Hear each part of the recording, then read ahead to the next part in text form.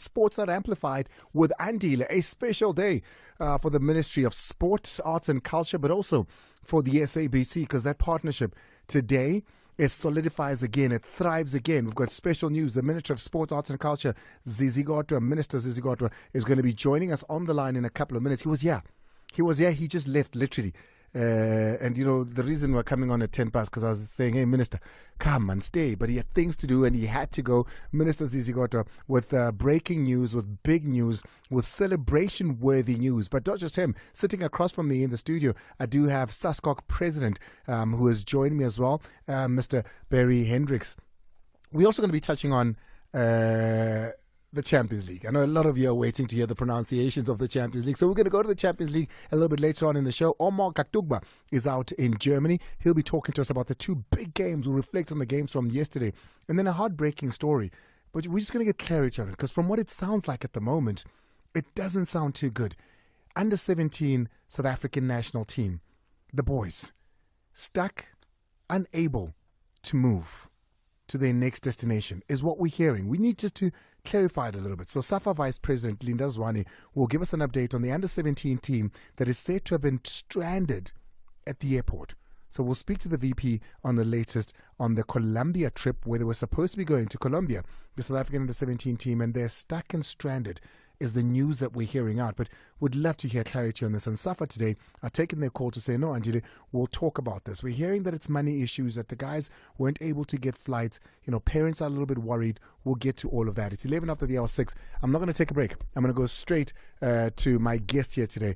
Let me start in studio. Protocol says otherwise, but you're in studio in front of me, Mr. Barry, President of SASCOC. Barry Hendricks is with me. Barry, thank you so much for talking to us and welcome. Always a pleasure, and good evening to your listeners on Metro FM. And what a time for you to be here, 100 days before the Paris Olympics, and you're here. Yes, an exciting day for us. Today, the Olympic flame was lit in ancient Greece, yeah, at Olympia, and that flame will now travel around until it lands up for the opening at in Paris. Oh, brilliant. Glad to have you here. We're going to be speaking a little bit about, of course, the sports awards, and we'll get into just a little bit of that today, the Paris Olympics, and how we're looking as Team South Africa. But please allow me to introduce the Minister of Sports, Arts and Culture, Minister Zizi, who joins us on the line. Minister, thank you so much for talking to us and welcome. Good evening to you, and good evening to the President, President Barry.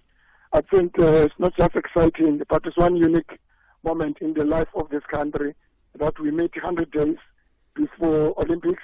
We meet about less than 2 months before we celebrate another South African Sport Award to recognize sports excellence.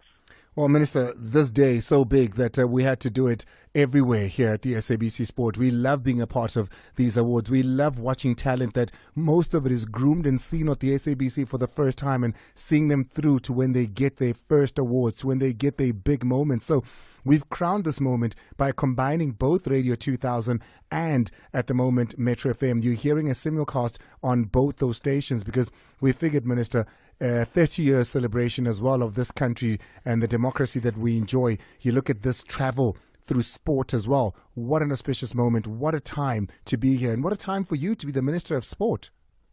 What a time to be alive, Mae. I mean, there are so many things you can celebrate, but I always remind people about few things that we take for granted. Me and you, about 30 years ago, we were not citizens in this country. By constitution, by law, we were not recognized as citizens. Now, 30 years on, we have something called a country. We have something called a nation, which is celebrated by two important milestones. One is the national flag. We all have one national flag. Two, we have what is called a national anthem. You must see how South Africans, whether off stage, whether here continentally, here home, as well as abroad, you must see how South Africans sing the national anthem with such pride, because they all each have affirmation and affinity to their country called South Africa, which many of them never had a country for the longest time. So these are some but one of the many issues we must celebrate as a people, that we are called citizens, we have rights, equal rights in our own country. We now have something that we call a country, and sports and culture has played an important role to be where we are today. Minister, there's been a lot that's changed over the last year. You took over, if I'm not mistaken, 23rd of March last year when you took over this ministry. It's a full year that you have been in charge of this ministry.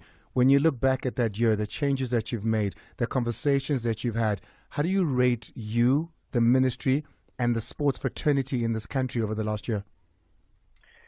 It's difficult to rate yourself, Andile, because I'm not building my own legacy. I'm building a legacy for this country and for sport in this country.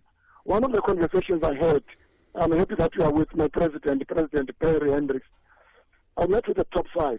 And one of the things I raised, many of them were going through very rough, tough times at that time. That was almost 10 months ago.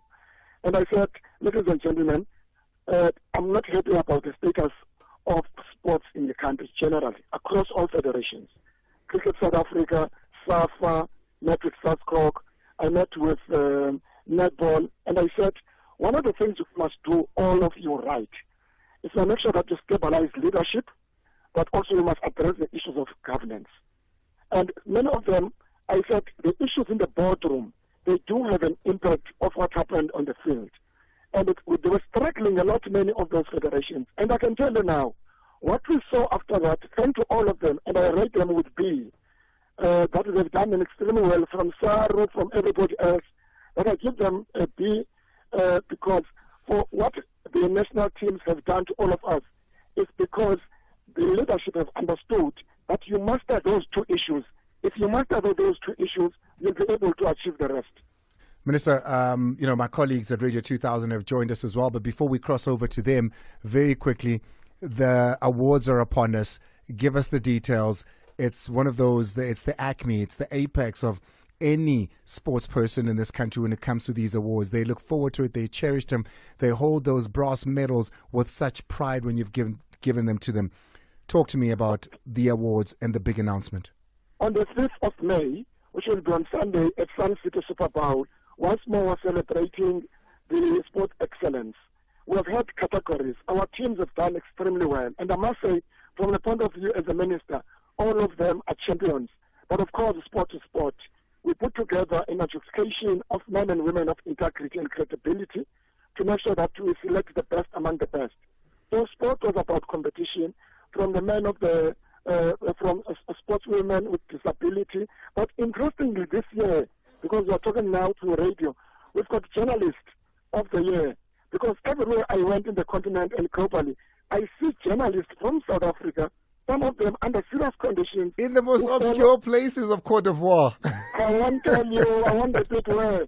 Well, some of them are struggling, but they will say, we are reporting this because it's good for our country. We are recognizing some of those men and women who really did everything to keep South Africa informed about what was happening elsewhere. It's about the awards category. It's a people's choice.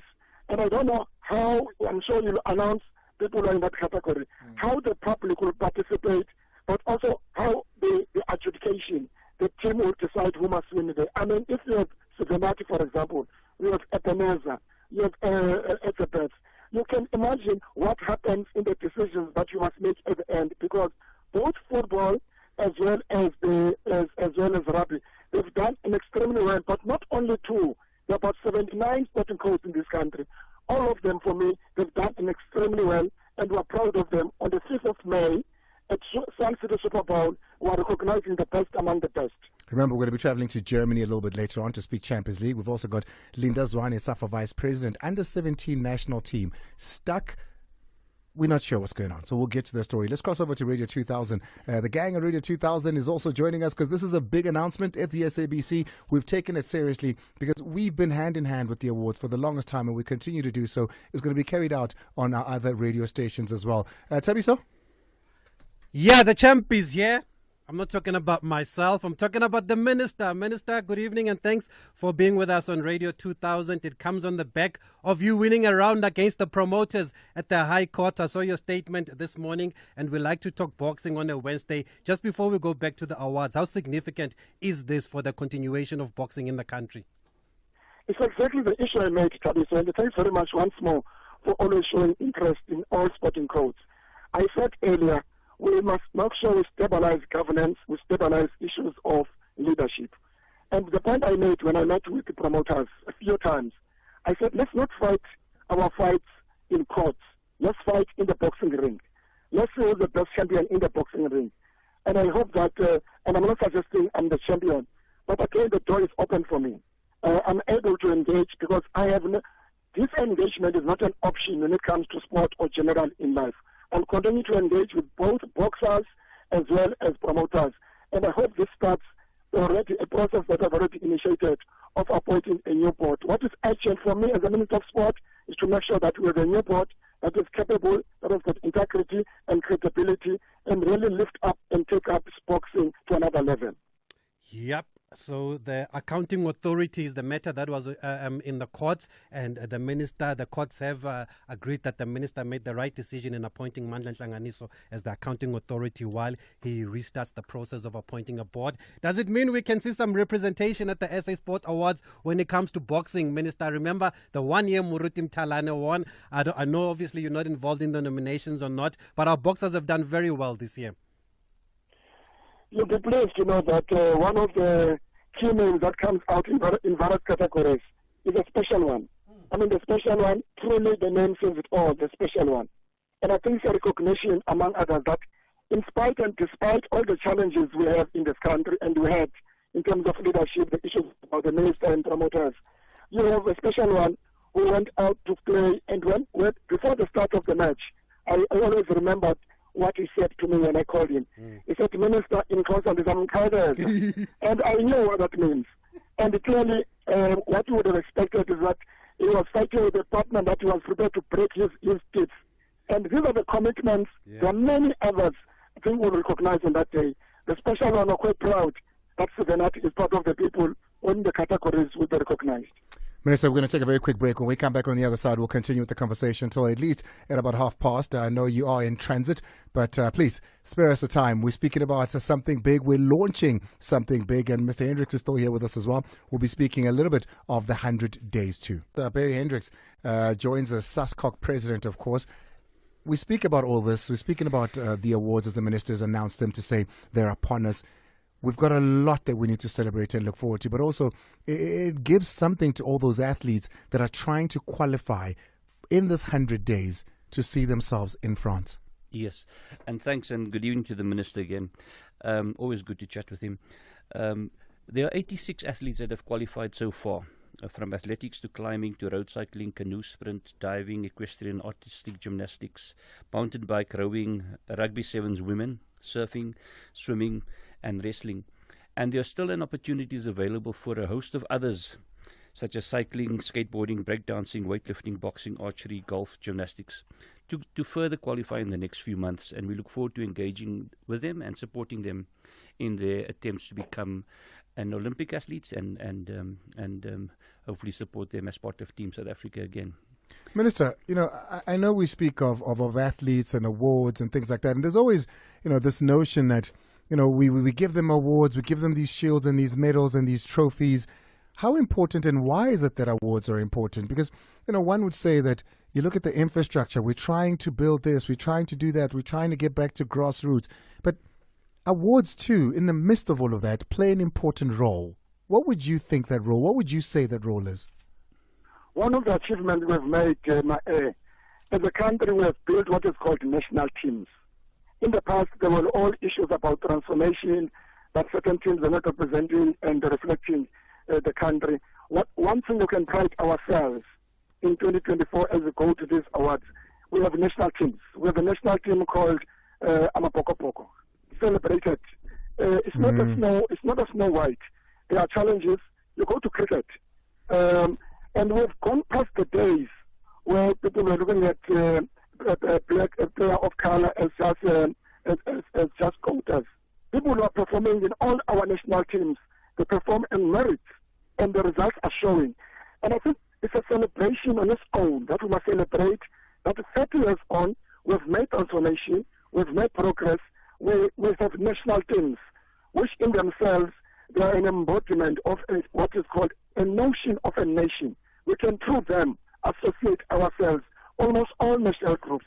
Notwithstanding the challenges of the lack of transformation, of infrastructure, that has got history in many other areas. If you go to where I was over the Easter weekend in Terenek, in many of our schools in rural black areas, our schools were not built with a mind of a sporting facility and Kabiso. Our schools were just built as classrooms, band education. That's why you won't find the best swimmer coming from East London school, for an example, unless it comes from the former model schools. Because our schools, by definition, Kabiso and were not built with a mind of a sporting facility. Hence, when we talk about school sport, we must then build and reinforce this area, which is multi-purpose, swimming and other things, but we are dealing with that past. But as we deal with that past, let's celebrate the progress we have made with regards to sport. For us to be where we are now, to have South African Sport Awards, where we celebrate almost, if you look at the nominations, and Tabiso, you will see that we have made progress. We have made progress. There are areas where we think a lot needs to be done, but we've made progress in terms of building a truly non-racial sport in South Africa, which was the call of our former president, our former Minister Chwete, and many others who followed him, that we need to build a non-racial sport in South Africa. That we have achieved. If there's one thing about your tenure is you've recognized that financially there needs to be an incentive that's given to people under the entertainment banner or the sporting banner. And we've seen this when you've done so with the guys in entertainment who've come back with Grammys, who've come back with all sorts of awards.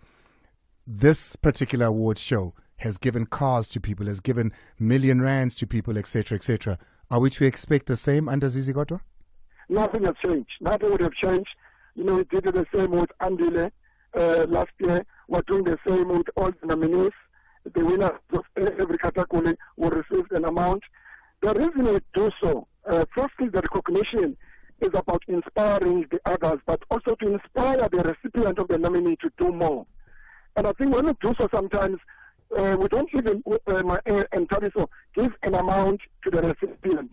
We say give it to the foundation, go to the club, so that it can help others to develop. It's called investment, instead of just giving money to an individual.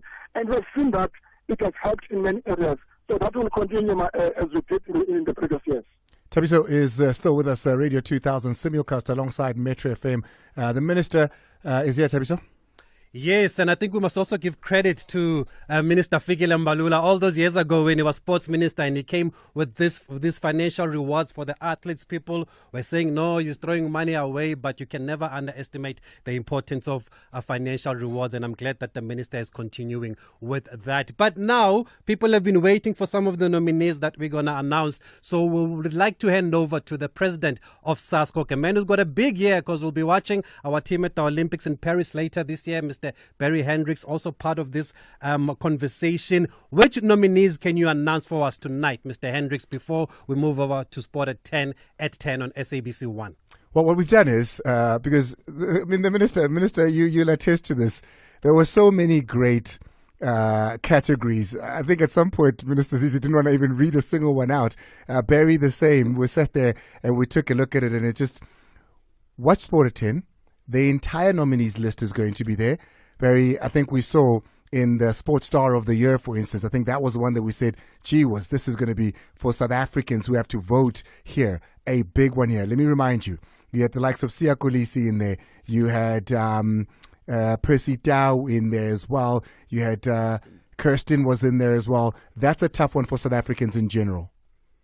Yes, there's no doubt. And remember, we are recognizing the cream of the crop from last year and toward the beginning of this year. So all of them are champions in their own right already.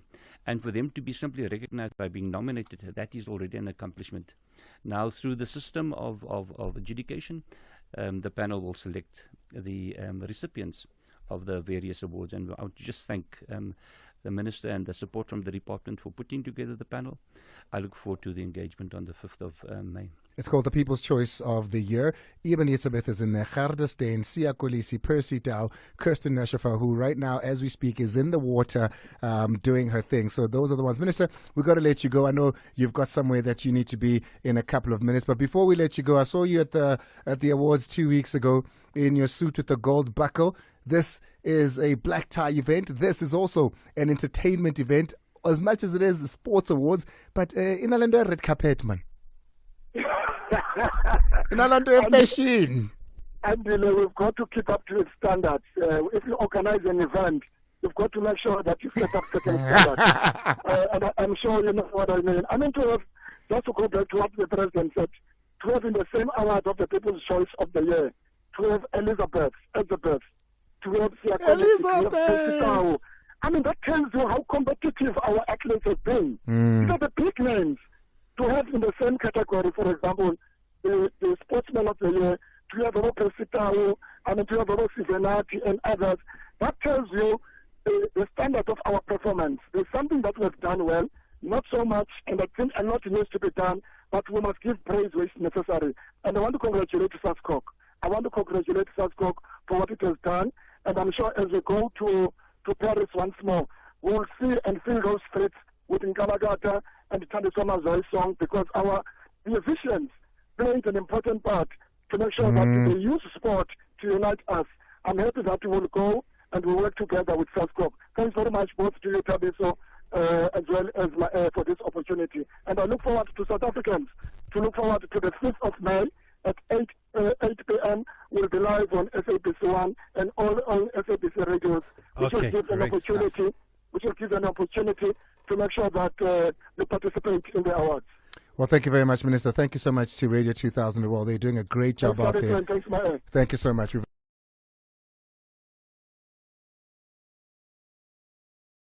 Very promising to have, but we'll wait for the total number of athletes that are going to be representing us in Paris, and then we'll start with that conversation. But like the Minister said, we've had those conversations. Congratulations on all you're doing. Thank you. And we'll speak about whether we're seeing the next 10 year or not when we come back from Paris, though. Thank you so much, and I look forward to the engagement. Let's take a break. When we come back, it's Champions League as well as the story I've been telling you about. Do we have under-17s stuck? Champions League football last night. Great football indeed. I mean, enjoyed it. Barcelona, jeez. Heartbreaking that, wasn't it, for those that are Barca fans? Didn't quite end well that for them. But nonetheless, enjoyed the match there. I can just give you the just trying to open it up. There you go.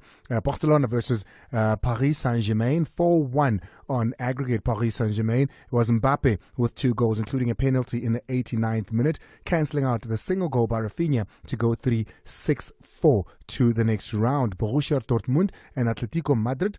4-2 is how that ended, with Borussia knocking Atletico out 5-4. On aggregate is how that ended. Tonight, though, tonight is the big one. Tonight is the one that we're all going to be watching out for. The world will be watching if it delivers anywhere near what it did last week. Bayern Munich, Arsenal, Manchester City, Real Madrid. Oh, just thinking about it. Just thinking about it. That's the phone that you hear ringing there. We're trying to call Safa, Vice President. He had promised to talk to us about a matter that we're very concerned about. Under 17s, from what we're hearing, they were supposed to go to a tournament. They were supposed to fly out. They came from all over the country to go and gather in Joburg and then fly out to Colombia for a tournament that they were supposed to play there. The tournament has begun this weekend. They're still in South Africa. Lindazwane is with us now. We finally get a hold of him. Vice President, how are you? Vice President, can you hear me? Yes, I can hear you. Oh, there we go. Are you well? I'm well, and you, sir? I'm a little bit concerned, and I'm sure as you are too, and I can't wait to get some clarity from you, man, Mr. Vice President, on the matter of the under-17s. Yes, sir. Where are the boys? What's going on? Have they made it to Colombia? Okay. Yeah, no, thank you very much. The boys are still in camp at the National Training Center at Van Valley. They will be leaving on Friday. I think we must just firstly clarify the issue that they were supposed to leave on Friday last week. But due to the visa issues, then they were delayed, and the visa were then sorted yesterday. So now it is confirmed that they will be leaving on Friday to Colombia. So, I mean, this is obviously, as you know, the news run about them being stuck in South Africa, not due to visas, but due to finances that weren't raised in time for them to be able to get tickets to fly to Colombia? No, that is false. The real story is that they were supposed to leave. Everything was booked Friday last week. The only thing was the visas. So the flight, the only available flight from that flight, it was this Friday. So they will be leaving. So everything is sorted, paid. There's no issue of money there. But also, I mean, it's an administrative blunder, that, is it not, Mr. Zwane, when you look at the fact that you knew the tournament was happening, you know that there's visas that need to be done. The boys have been sitting in Fun Valley for a week now because visas were not done in time.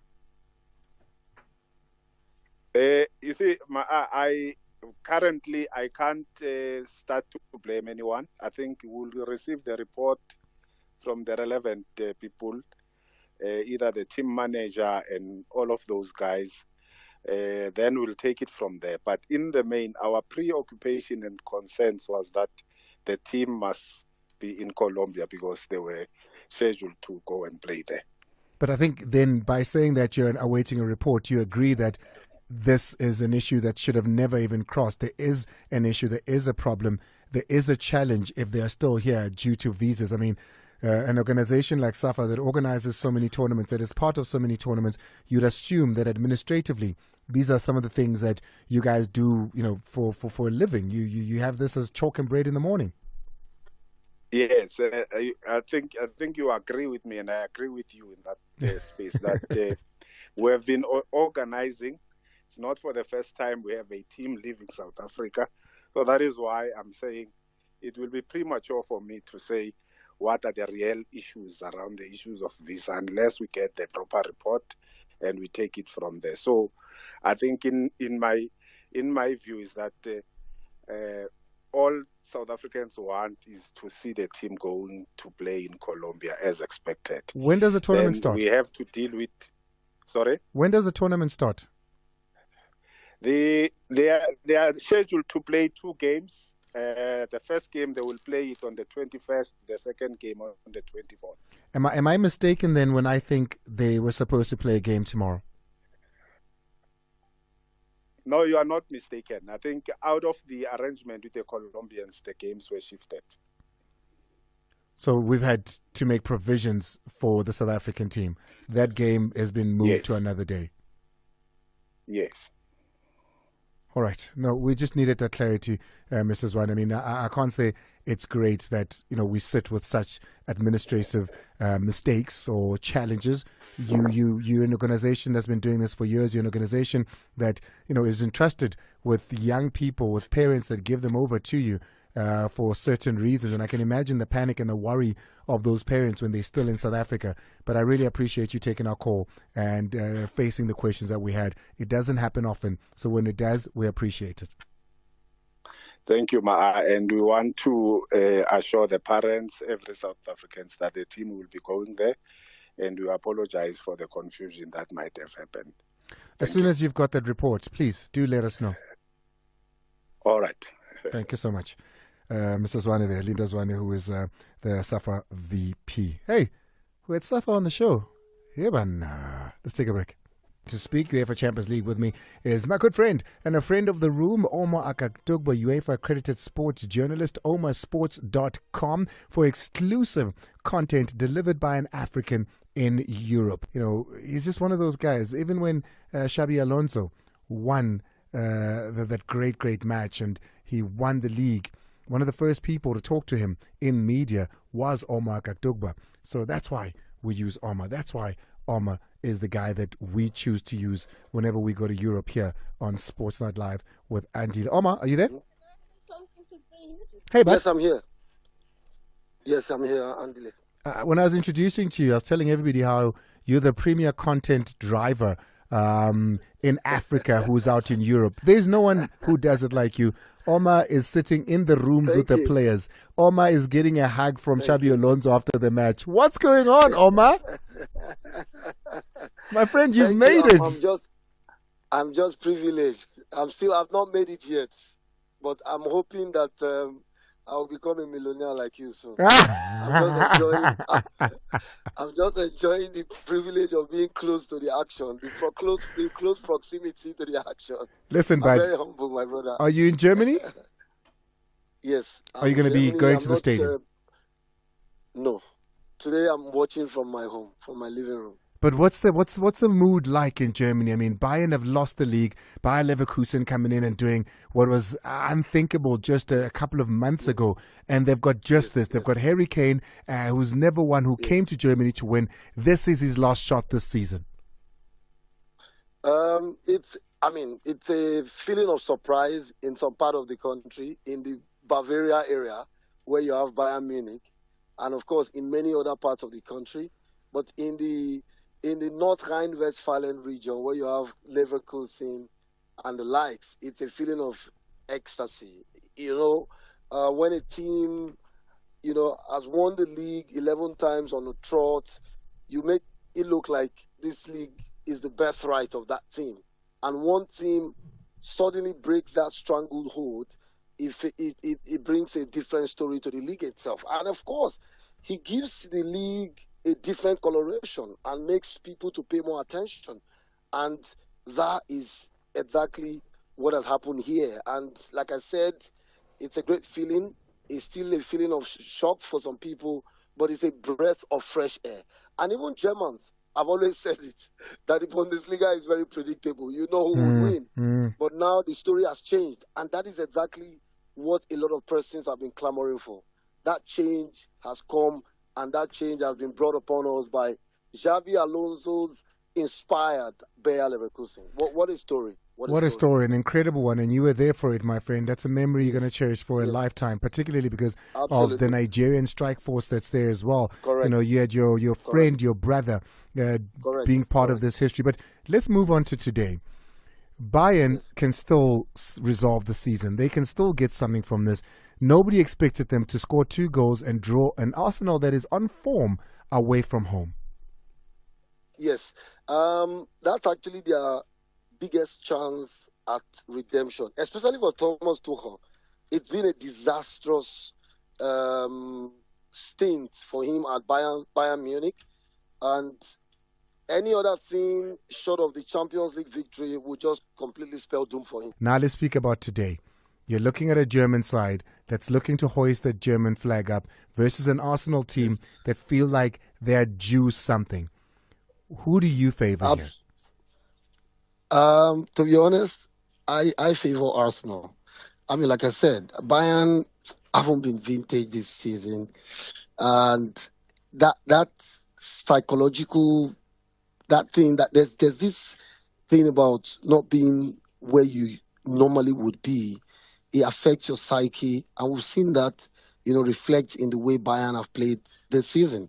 Haven't lost to all sort of teams, coming up against an Arsenal side who are, on the other hand, on a very good run of form. You get a feeling that Arsenal come into this game with so much confidence.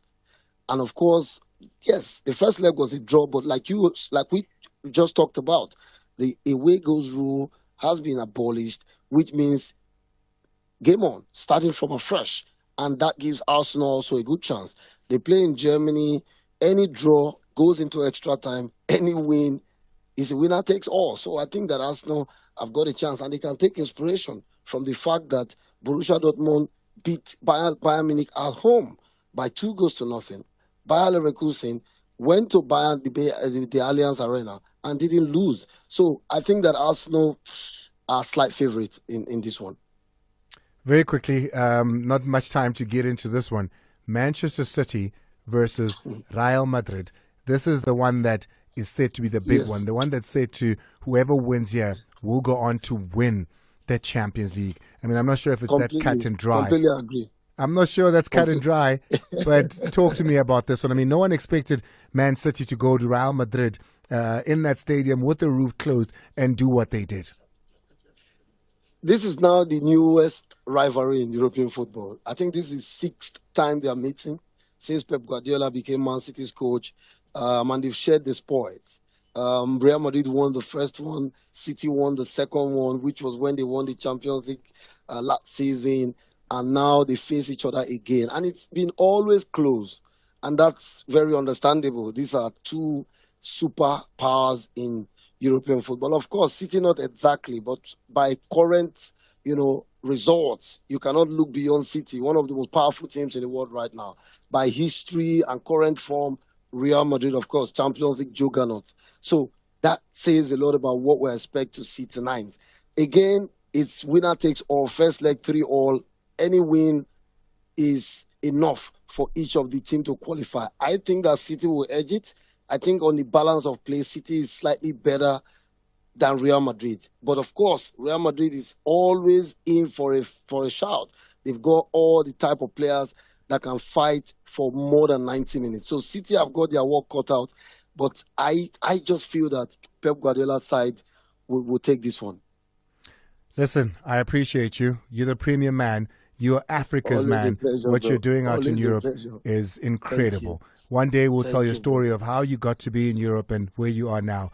But for I now, appreciate you. thank you, my brother. I appreciate you. Thank you, too. Thank you. Good night. A very good night there to Omar Akatugba. I remember when Omar called here after having listened to the show and to see, when we started speaking to Omar, where he is now. So proud of him. From my entire team, the Minister of Sport, Arts and Culture, Zizi, for speaking to us today. And of course, all those athletes nominated in the Sports Awards. Congratulations. You can catch them this evening on 10 o'clock as the Minister announces them. Pela, and so me.